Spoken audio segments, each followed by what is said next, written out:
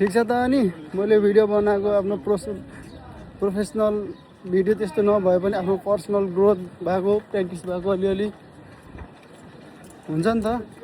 अब बोल्ने प्र्याक्टिस पनि भइरहेछ, अब भिडियो पनि बिस्तारै बिस्तारै अलि राम्रै भएको जस्तो लाग्छ। कन्टेन्टहरू त बिस्तारै बिस्तारै आफूले क्रिएट गर्दै जाने हो, बुझ्दै जाने हो फिल्डमा होइन। नयाँमा त कहाँ समय हुन्छ त अनि। जति गहिराइमा डुबे त्यति गहिराइमा कन्टेन्टहरू आउँछ राम्रो राम्रो होइन।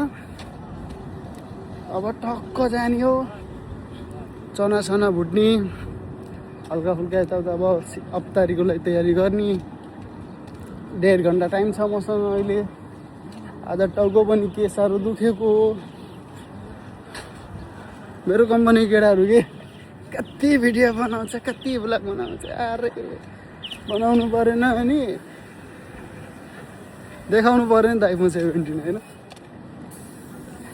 अब नयाँ नयाँ कन्टेन्टहरू खासै आएको छैन, नयाँ नयाँ भिडियो ल्याएर आएको छैन होइन।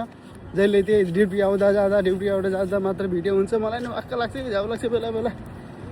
यसो अब घुम्न जान पाएको भए पो नयाँ नयाँ ठाउँहरूको भिडियो, नयाँ कन्टेन्टहरू हुँदा पो अलिकति सबलाई साथीहरूलाई पनि अलि रमाइलो हुन्थ्यो, मलाई पनि रमाइलो लाग्थ्यो। जहिले आउँदा जाँदा मात्र भिडियो हुन्छ दिमाग खराब। मलाई खासै मलाई